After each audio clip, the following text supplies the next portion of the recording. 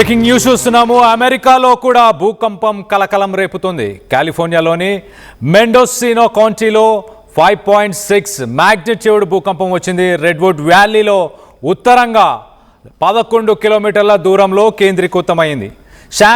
San ఫ్రాన్సిస్కోలో కూడా భూమి ప్రకంపనలు వచ్చాయి. అత్యవసర విభాగాలతో సమన్వయం చేస్తూ కాలిఫోర్నియా ప్రభుత్వం చర్యలు చేపట్టింది. వరుస భూకంపాలతో స్థానికులు ఆందోళనకు గురయ్యారు.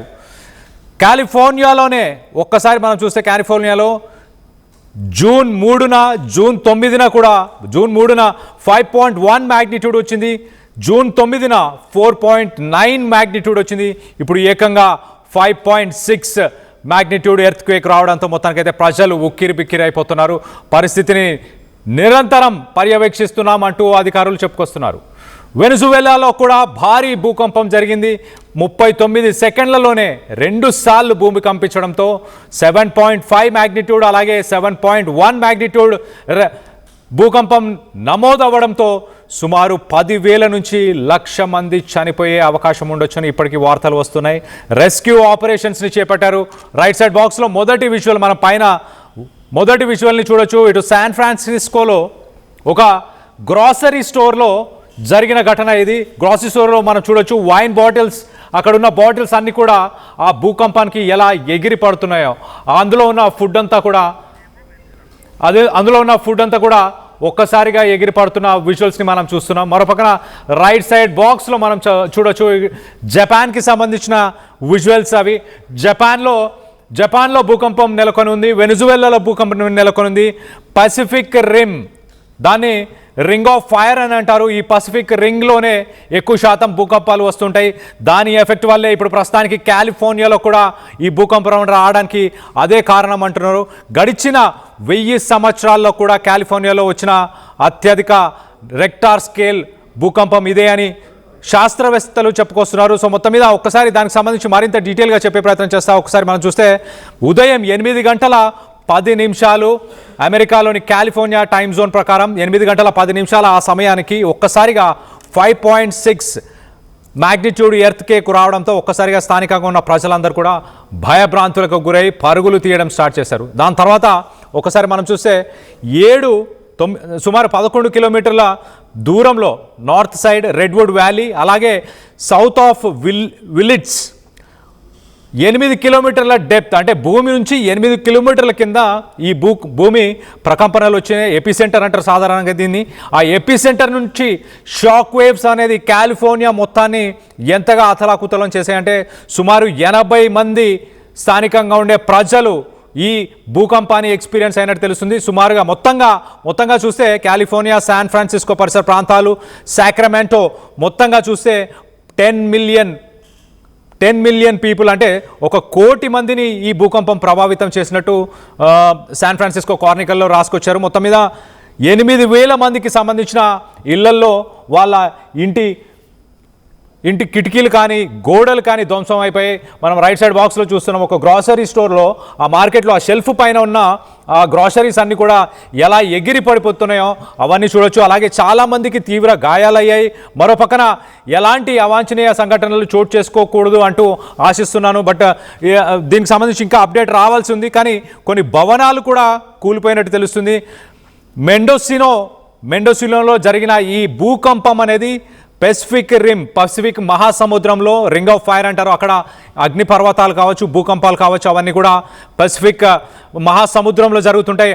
ఆ భూ ప్రకంపనల వల్ల నార్దర్న్ కాలిఫోర్నియాకి కొంత భూకంపాలు లాస్ట్ 2-3 వారాల నుంచి వస్తూనే వచ్చాయి. జూన్ 3న 5.1 మ్యాగ్నిట్యూడ్కి సంబంధించిన ఒక భూకంపం వచ్చింది. అలాగే అప్పుడు జూన్ 3న వచ్చిన భూకంపం కూడా ఇదే ప్రాంతంలో మెండోసినో పరిసర ప్రాంతాలను వచ్చింది. అలాగే 5.7 మ్యాగ్నిట్యూడ్ సదర్న్ ఆరెగాన్లో కూడా 5.7 మ్యాగ్నిట్యూడ్ వచ్చింది. అలాగే జూన్ 9న 4.9 మ్యాగ్నిట్యూడ్ ఎర్త్క్వేక్ కూడా రావడం జరిగింది. సో మొత్తం మీద కంటిన్యూస్గా అక్కడే వస్తున్నాయి. కాజోన్ పాస్ అనే ఒక వ్యాలీ ఉంటుంది. ఆ పరిసర ప్రాంతాల్లోనే మరి ఈ భూకంపాలు వస్తున్నాయి. రానున్న రోజుల్లో ఇంకా మరింత తీవ్రతరమైన భూకంపాలు వచ్చే అవకాశం ఉన్నట్టు శాస్త్రవేత్తలు చెప్పుకొస్తున్నారు. మొత్తం మీద ఒకసారి మనం చూస్తే కనుక ఇవాళ ఉదయం నుంచి ఒకసారి మనం చూస్తే వెనిజువెలా తర్వాత ఇమీడియట్గా జపాన్లో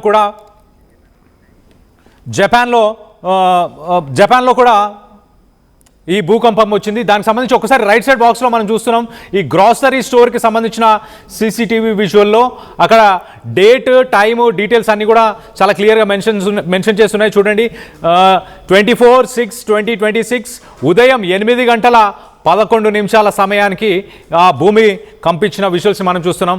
ఆ షెల్ఫ్లో ఉన్న సామాన్లన్నీ కూడా ఎగిరి పడిపోతున్న పరిస్థితి. ఇటు కాలిఫోర్నియాలో ఇంకొక సూపర్ మార్కెట్లో లెఫ్ట్ సైడ్ బాక్స్లో మనం చూస్తున్నాం. ఆ విజువల్లో కూడా చూడండి ఒక మెడికల్ స్టోర్ అని కూడా అక్కడ మందులకు సంబంధించినవి అన్నీ ఉన్నట్టు కనిపిస్తున్నాయి. ఆ మందులన్నీ కూడా ఎంతగా ఒక్కసారిగా ఎగిరి పడిపోతున్నాయి. షెల్ఫ్స్ అన్ని కూడా పూర్తిగా ఊగిపోతున్న పరిస్థితి. సో భూమి కంపించడంతో ఒక్కసారిగా భయభ్రాంతులకు గురయ్యారు. ఈ ఎర్త్క్వేక్ మ్యాగ్నిట్యూడ్ ఎంత ఉందంటే కాలిఫోర్నియా నుంచి పక్కనే ఉన్న మరొక రాష్ట్రం శాన్ ఫ్రాన్సిస్కో అలాగే మరొక రాష్ట్రం సాక్రమెంటో అనే పరిసర ప్రాంతాలన్నీ కూడా ఒక్కసారిగా దీనివల్ల ఎఫెక్ట్ అయినాయి అంటే అర్థం చేసుకోవచ్చు. మొత్తం మీద ఈ ఒక్కరోజు ఇటు వెనిజువెలా సౌత్ అమెరికన్ కంట్రీ, మరో పక్కన అమెరికాలోని శాన్ ఫ్రాన్సిస్కో కాలిఫోర్నియా, మరో పక్కన ఈస్టర్న్ కంట్రీస్ అని చెప్పుకోవచ్చు జపాన్ లాంటి ప్రాంతంలో కూడా భీకరమైన భూకంపాలు రావడం జరిగింది. మొత్తం మీద ఈ ఘటనకు సంబంధించి మీరేమనుకుంటున్నారు? యుగాంతం మొదలైందని మీరు భావిస్తున్నారా? అందుకే ఇలాంటి అవాంఛనీయ సంఘటనలు చోటు చేసుకుంటున్నాయి అని మీరు భావిస్తున్నారా? న్యాచురల్ కలామిటీస్ అనేది ఒక పొల్యూషన్ పెరిగిపోవడం వల్ల ఇలాంటి యాక్టివిటీస్ పెరుగుతున్నాయని మీరు భావిస్తున్నారు? దీనికి సంబంధించి మీ అభిప్రాయాలు ఏంటనేది కింద కామెంట్ రూపంలో తెలియపరచండి. అలాగే ఒక్కసారి ఇవాళ మొత్తంగా జరిగిన భూకంపాలకు సంబంధించిన విజువల్స్ అన్ని కూడా ఒకసారి చూసే ప్రయత్నం చేద్దాం.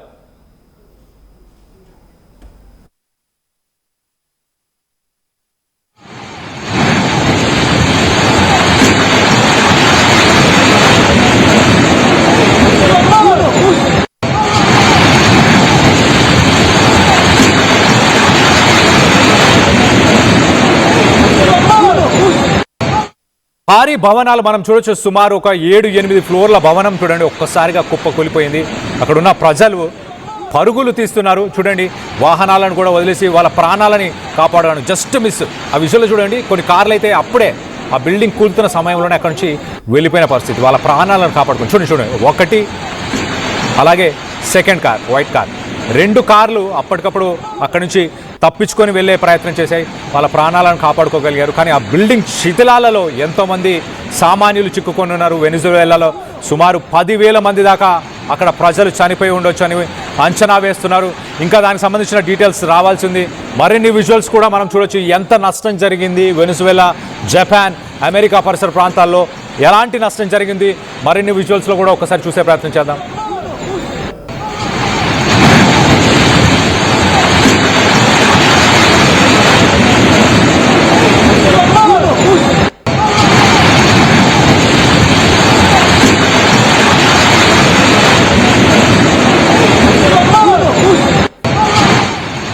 రైట్, ఈ బిల్డింగ్ పరిసర ప్రాంతాలు ఒక్కసారి మనం చూస్తే ఆ బ్లాక్ కలర్ కార్ ఉన్న చోట ఒక ట్రాన్స్ఫార్మర్ ఉంది. అక్కడ ఎలక్ట్రిసిటీకి సంబంధించిన లైన్స్ కూడా ఉన్నాయి. ఒక్కసారిగా బిల్డింగ్ కూలుతున్న సమయంలో అవి మంటలు చెలరేగాయి.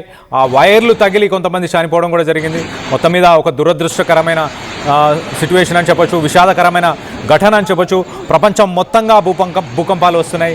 3 కాంటినెంట్స్ అని చెప్పొచ్చు. ఒక పక్కన సౌత్ అమెరికా, మరో పక్కన ఏషియాటిక్ కాంటినెంట్ జపాన్లో కూడా ఈ ఘటనలు ఒకేసారి చోటు చేసుకోవడం, వేలాది మంది ప్రజలు చనిపోవడం అనేది దురదృష్టకరమైన విషయం.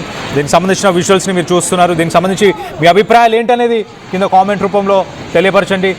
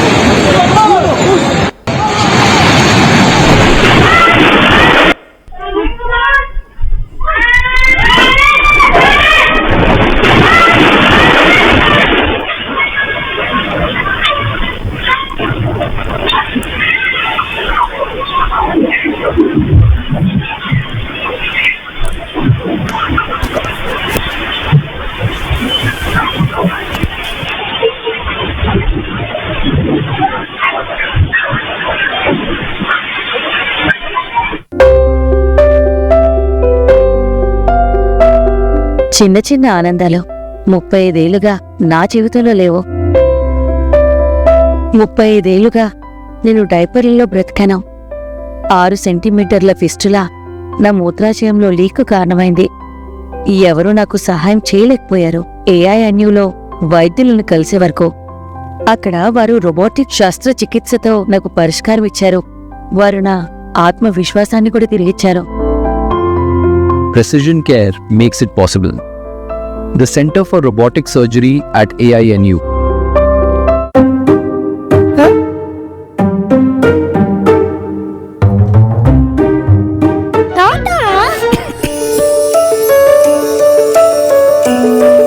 జలుబు, తలనొప్పి, నడుము నొప్పి, మోకాళ్ల నొప్పులు లాంటి లక్షణాల నుండి ఉపశమనానికి శాస్త్రిబా, ట్రస్టెడ్ బై మిలియన్స్ సిన్స్ 1992.